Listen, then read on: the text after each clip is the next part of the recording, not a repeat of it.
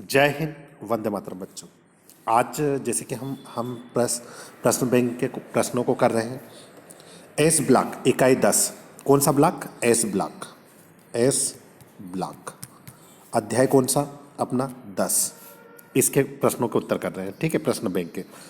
चलो आइए, पहले क्वेश्चन। पोटेशियम की तुलना में सोडियम कम अभिक्रियाशील है, क्यों? कारण बताना। अपने को कारण बताना है कि पोटेशियम की तुलना में सोडियम कम अभिक्रियाशील है, क्यों?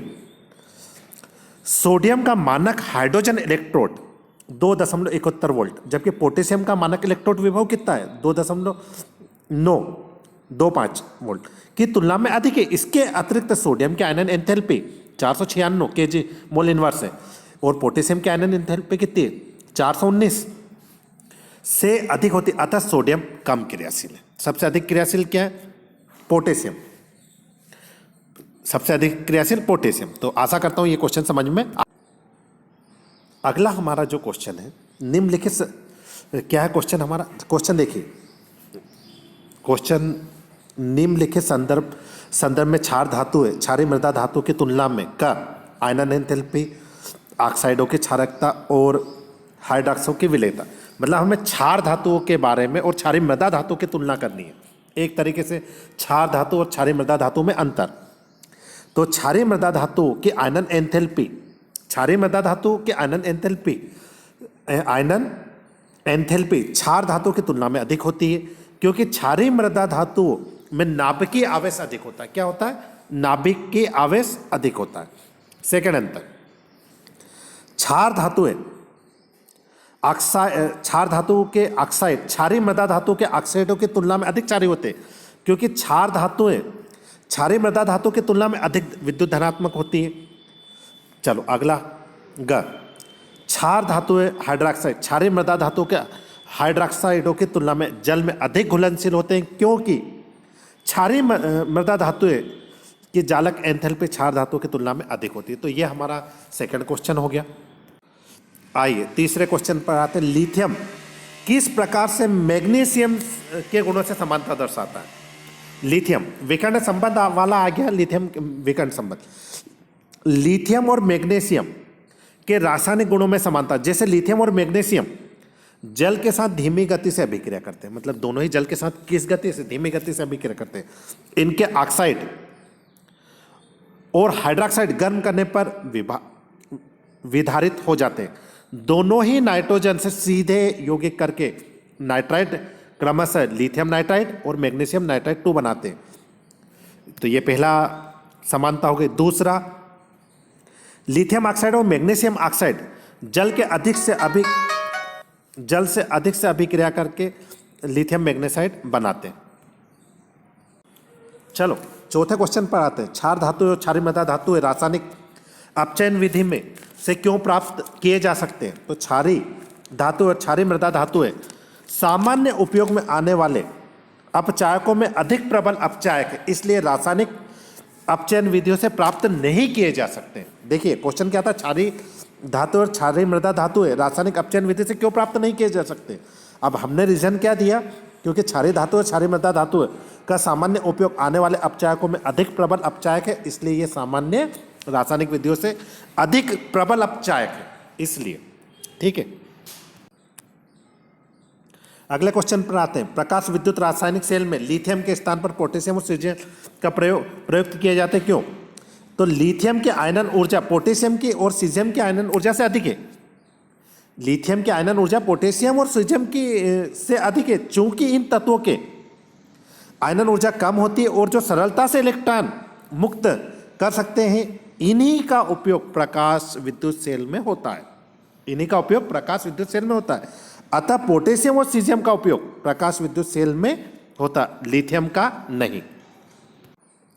चलो अगले क्वेश्चन पर आते हैं। जब क्वेश्चन क्या है? देखिए, जब क्षार धातु को द्रव अमोनिया से घोला जाता है, तब विलयन विभिन्न रंग प्राप्त कर सकता है। इस प्रकार के रंग परिवर्तन का कारण बताइए।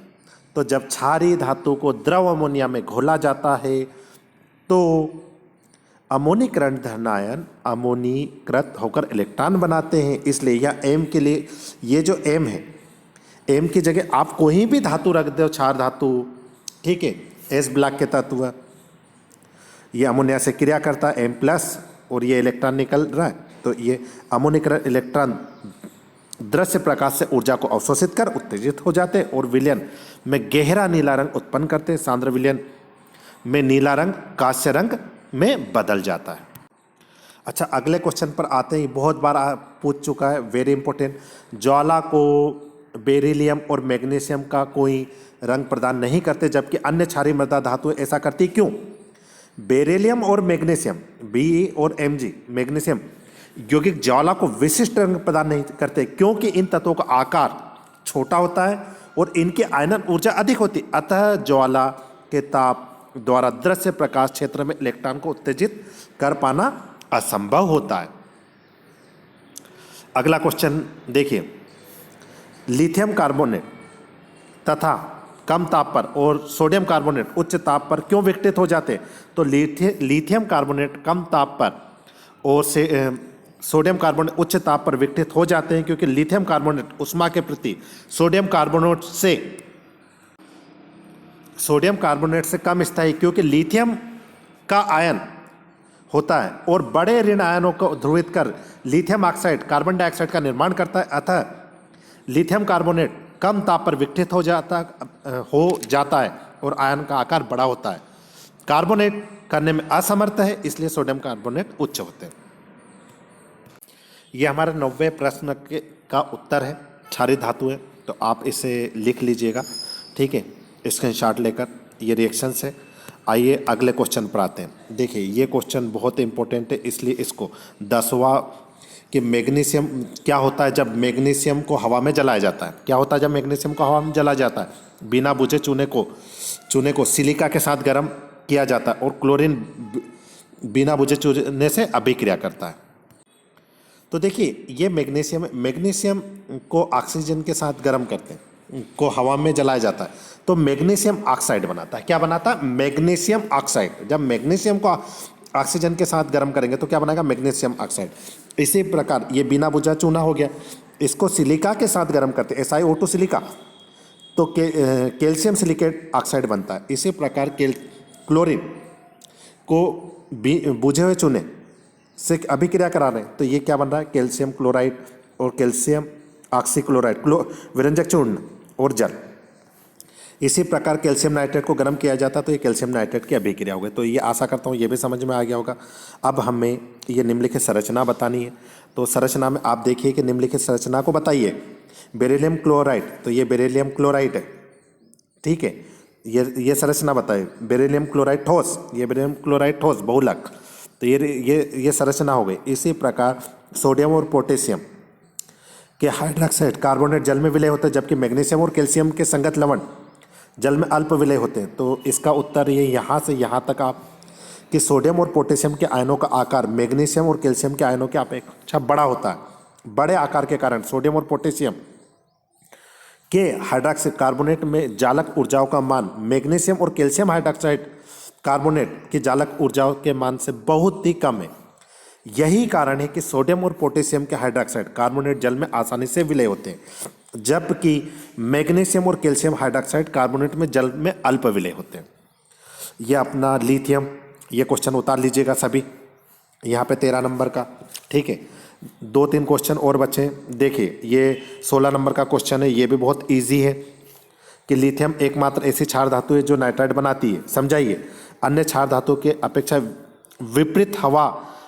विपरीत यह हवा में दहन करने पर लिथियम ऑक्साइड या लिथियम नाइट्राइड बनाती है जबकि अन्य क्षार धातुएं नहीं बनाती। ये हमारा क्वेश्चन नंबर 15, ठीक है। सोडियम धातु को जल में डाला जाता है तो आप सभी को पता है कि जल में डालते हैं तो आग पकड़ लेगी, ठीक है। तो ये यहाँ पर एक और जो क्वेश्चन रह गया हमारा, ठीक है, आप देख सकते हैं 19वां नंबर का, तो एक स्क्रीनशॉट ले लीजिएगा इसका, 19वें नंबर का क्वेश्चन। इसी प्रकार से ये हमारा 18 है, ठीक है। तो यहाँ पर हमारा ये चैप्टर क्लोज होता है पूरा। जय हिंद, जय।